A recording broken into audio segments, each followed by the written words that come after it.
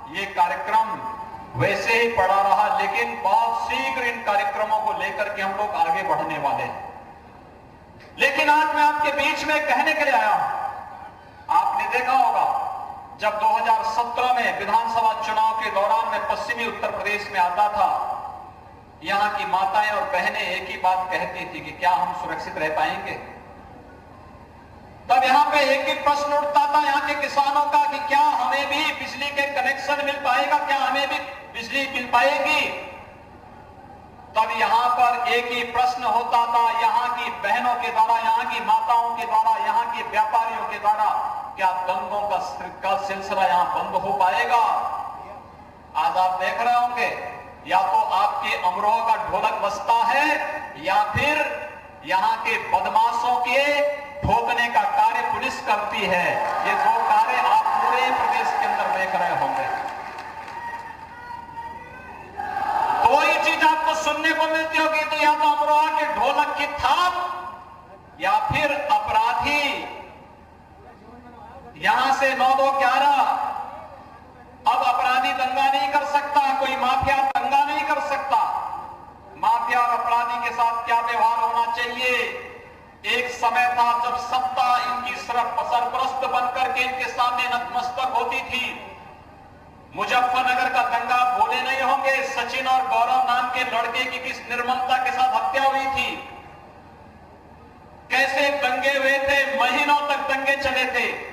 कैराना और कांधारा से व्यापक पैमाने पर व्यापारियों को प्लान करने के लिए मजबूर होना पड़ा था, लेकिन 2017 के बाद एक भी व्यापारी पलायन नहीं किया। जो पलायन किया तो वापस आकर के आज छाती ठोक करके वहां अपना व्यापार कर रहा है, और अपराधी या तो जेल के अंदर है या राम नाम सत्य है कि यात्रा के लिए निकल गया है। बाकी और कोई तीसरा उसके लिए जगह ही नहीं है। पहले अपराधी गरीब के, किसान के या व्यापारी के व्यवसायिक प्रतिष्ठानों पर हमला करके उसे कब्जा करता था, और आज अपराधी और माफिया की संपत्ति पर सरकार का बुलडोजर चल रहा है। देख रहे होंगे ना, कैसा लग रहा है आपको। आप समर्थन करते हैं इन माफिया और अपराधियों की संपत्ति जब्त तो होनी चाहिए ना, और चौराहे पर इनके पोस्टर भी लगने चाहिए ना। अगर ये कहीं दंगा करेंगे, आगजनी करेंगे, तो इनके पोस्टर लग करके इनसे उसकी वसूली होनी चाहिए ना। इससे पहले हो पाता था क्या? इसलिए नहीं होता था क्योंकि हम सब जाति के नाम पर बटे थे, हम सब विभाजित थे, और गुंडे गुंडे एक होकर के जनता को लूटते थे। आपने अपनी ताकत का एहसास कराया। पहले एक परिवार राज करता था, उस परिवार के लिए परिवार ही देश था, परिवार ही समाज था, परिवार के बाहर सोची नहीं थी। आज हम पुलिस की भर्ती निकालते हैं, पश्चिमी उत्तर प्रदेश का कोई गांव और कोई जनपद नहीं जहां से भर्ती न होती हो, क्योंकि हमने कहा कि अगर भर्ती में किसी नौजवान के साथ खिलवाड़ हुआ तो फिर अधिकारी को जेल भेजने का कार्य करेंगे। आज यहां का नौजवान भी पुलिस में भर्ती हो रहा है, यहां की बेटियां भी पुलिस में भर्तियां हो रही हैं, और मजलूमों को तो ठीक करने के लिए हमने 20% महिलाओं को ही पुलिस में भर्ती की व्यवस्था कर दी है कि महिलाओं को, बेटियों को ही हम भर्ती करके जो लोग बहन बेटियों की इज्जत के साथ खिलवाड़ करते हैं चौराहे पर, उन्हीं से उनको पिटवाने का कार्य भी करेंगे। ये कार्य भी आज आपके उत्तर प्रदेश में हो रहा है। ये इसलिए हो पा रहा है क्योंकि आपने ताकत दी। जिनके लिए देश और समाज ही परिवार था, उस परिवार के बाहर उनकी दृष्टि नहीं थी। हमने कहा नहीं, उत्तर प्रदेश की 24 करोड़ जनता ही हमारे लिए परिवार है, और इस 24 करोड़ जनता की सुरक्षा के लिए, इनके सम्मान के लिए जो कुछ भी करना पड़ेगा हम लोग करेंगे। और भाइयों बहनों, हम लोग उस प्रकार का कदम उठा रहे हैं। अन्यथा लोग क्या सोचते थे, कोरोना जब आया लोग मुझे फोन करते थे, क्या कैसे बचेगी उत्तर प्रदेश की जनता? मैंने कहा उत्तर प्रदेश की जनता की जिम्मेदारी मेरे ऊपर छोड़ दीजिए, हम लोग दिन रात एक कर लेंगे और आवश्यकता पड़ेगी तो उत्तर प्रदेश की जनता को बचाने के लिए यमराज से भी भिड़ जाएंगे, लेकिन उत्तर प्रदेश का कोई बात बाका नहीं कर पाएगा। भाइयों बहनों, उत्तर प्रदेश 24 करोड़ की आबादी का प्रदेश और सबसे कम मरीज कोरोना के उत्तर प्रदेश में, सबसे कम मौतें उत्तर प्रदेश में, सर्वाधिक सहायता उत्तर प्रदेश की जनता को प्रधानमंत्री जी ने दिया। उत्तर प्रदेश में 18 करोड़ गरीबों को हर महीने 2-2 बार, यानी इस समय 14वें बार हम लोग राशन उपलब्ध करवाने का कार्य कर रहे हैं। ये पहले क्यों नहीं वितरित होता था? आज देश के अंदर मोदी जी ने राजनीति की दूरी को बदल दिया है। पहले जाति की राजनीति होती थी, क्षेत्र, मत और मजहब की राजनीति होती थी, देश की कीमत पर राजनीति होती थी, जनता की सुरक्षा पर राजनीति होती थी, और आज गांव, गरीब, किसान, नौजवान, महिलाएं, व्यापारी और समाज का प्रत्येक तबका विकास की धुरी बना हुआ है। विकास की योजनाओं पर अधिकार पहले जनता जनार्दन का होगा, गरीब का होगा, किसान का होगा, नौजवान का होगा, महिलाओं का होगा, समाज के विभिन्न तबकों का होगा।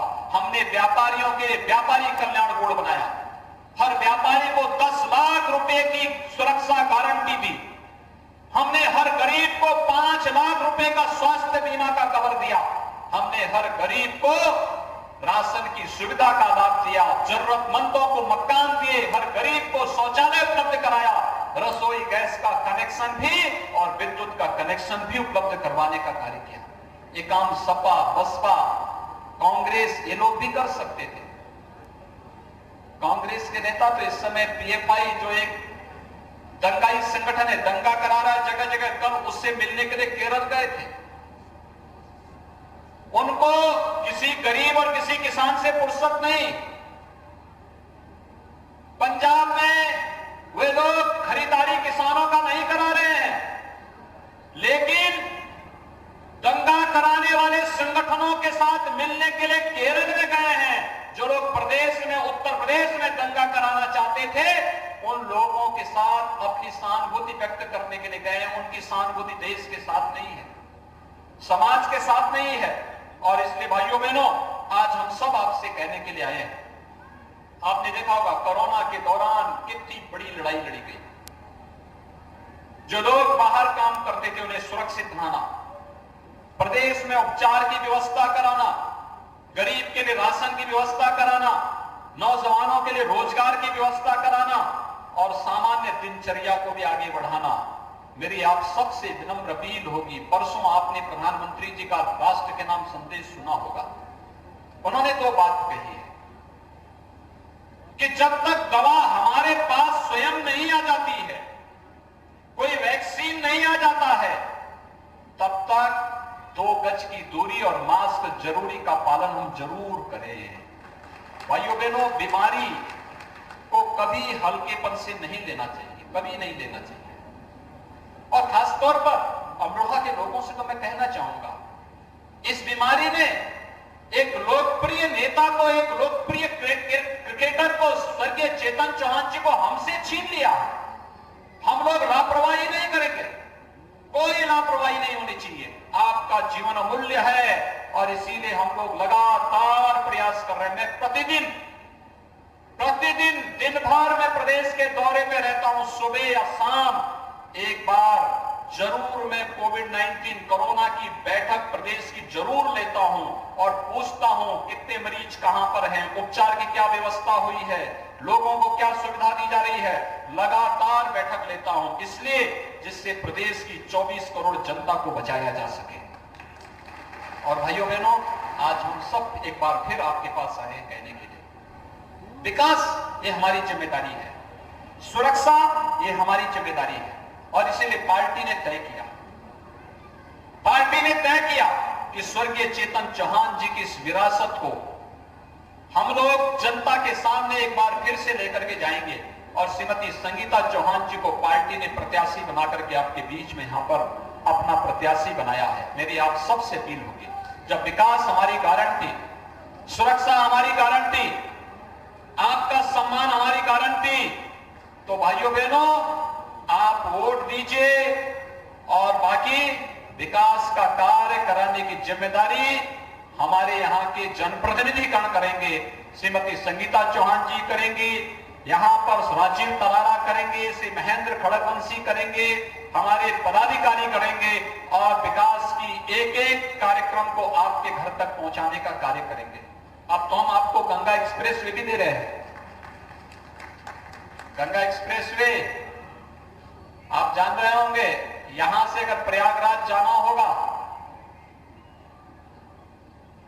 तो अगर सामान्य दिनों में अगर आप चलेंगे, इस समय चलेंगे तो आपको जाने में कम से कम 12-13 घंटे लग जाएंगे।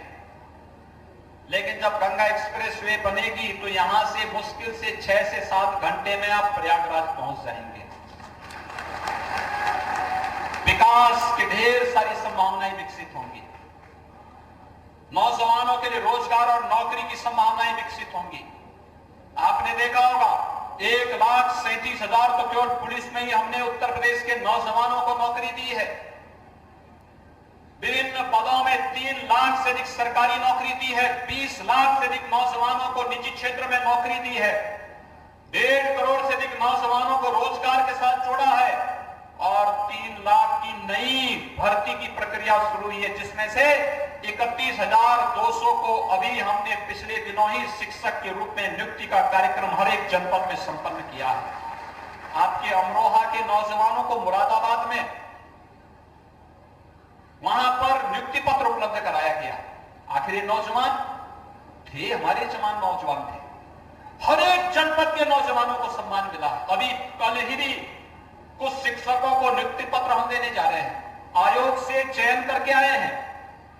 उनकी योग्यता थी, उनमें क्षमता थी, लेकिन उनको सम्मान नहीं मिल पाता था, क्योंकि नौकरी एक परिवार ने गिरवी रख दी थी, वसूली का धंधा बन गया था, कोर्ट रोक लगाती थी, वर्षों से भर्तियां नहीं हो पाती थी, प्रदेश की जनता करा रही थी, तबाह थी। आज तो ऐसा नहीं हो सकता है और भाइयों हमारा यही संकल्प है, प्रदेश की सुरक्षा के साथ कोई खिलवाड़ किसी को नहीं करने देंगे। प्रदेश में किसानों के साथ, नौजवानों के साथ और महिलाओं के साथ किसी को खिलवाड़ करने की छूट नहीं और किसी को भ्रष्टाचार फैलाने की छूट भी नहीं। अगर कोई जनता का शोषण करेगा उसकी जगह जेल होगी और उसकी संपत्ति को जब्त करवाने का कार्य भी सरकार करेगी। और भाइयों बहनों, इसीलिए आप सबसे विनम्र अपील है, 3 नवंबर को चुनाव होने हैं। शारदीय नवरात्रि है, शारदीय नवरात्रि में कोरोना से बचते हुए हम पर्व और त्योहार मनाएंगे। विजयादशमी का पर्व भी आएगा। विजयादशमी का पर्व सत्य, न्याय और धर्म का पर्व है। हम इस पर्व को मनाएंगे। उल्लास और उत्साह आवश्यक है, लेकिन सावधानी भी उतनी ही आवश्यक है। आप सबसे मेरी विनम्र अपील होगी, जो आदरणीय प्रधानमंत्री जी ने कहा 2 गज की दूरी और मास्क जरूरी, हर व्यक्ति मास्क लगाया हुआ है। मैं आप सबका अभिनंदन करता हूं कि इतनी बड़ी संख्या में आपने यहां पर 99% लोग मास्क लगा करके आए हैं। 1% लोगों से मेरी अपील होगी, वे भी मास्क जरूर लगाएं, क्योंकि ये बचने का समय है। बीमारी नीचे जा रही है। याद रखना, नदी और बीमारी जब चढ़ती हो और उतरती हो उस समय नुकसान ज्यादा करती है, इसलिए इस समय उससे बचाव बहुत आवश्यक है। सरकार आपके साथ में है, हर प्रकार के लिए आपके साथ हर प्रकार का सहयोग करने को तैयार है। आप सबसे अपील, 3 नवंबर को होने वाले चुनाव में भारतीय जनता पार्टी को भारी बहुमत से विजयी बनाने की अपील आपसे करूंगा। यह अपील इसलिए भी क्योंकि भारतीय जनता पार्टी ने विकास भी किया है और आपकी भावनाओं के अनुरूप कार्य भी किया है। कश्मीर में धारा 370 हटाया गया ना, आप समर्थन करते हैं।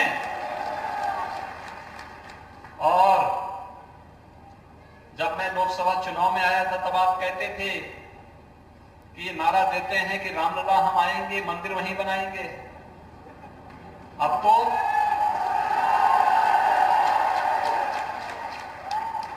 काम हो गया ना।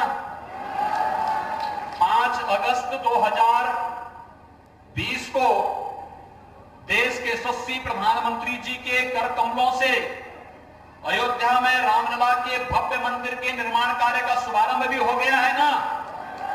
अब तो कोई शिकायत नहीं है। अब तो नहीं बोलेंगे ना कि तारीख कब बताएंगे। हम तो तारीख तय करके शिलान्यास करवा करके आपके बीच में आए हैं। अगर कोरोना नहीं होता तो मैं आप सबको भी अयोध्या जरूर आमंत्रित करता।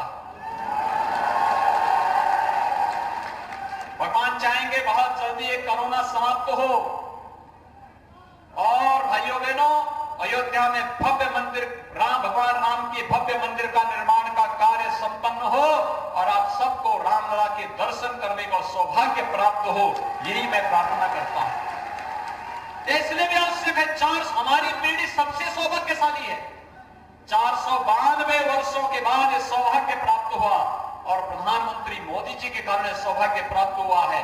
यही अपील आप सबसे करने के लिए कि हमने जो वायदे किए थे, जो कहा था, सो करके दिखाया है और आगे भी जो कहेंगे वही करेंगे। जब हम जो कह रहे हैं वही कर रहे हैं तो आप लोग भी श्रीमती संगीता चौहान जी को वोट देंगे? दोनों हाथ उठा करके बोलिए। सभी लोग अपना अपना स्मार्टफोन लेकर के अपने नातेदार, रिश्तेदार, परिवारजन, जितने हित मित्र गण हैं, सभी लोगों को एक एक कॉल करके बोलेंगे कि कमल निशान पे श्रीमती संगीता चौहान को भारी बहुमत से चुनाव विजयी बना करके यहां से भेजना है। ठीक बात है ना? सभी लोग सहमत हैं? वाणी को देता हूं विराम। जय जय जय जय।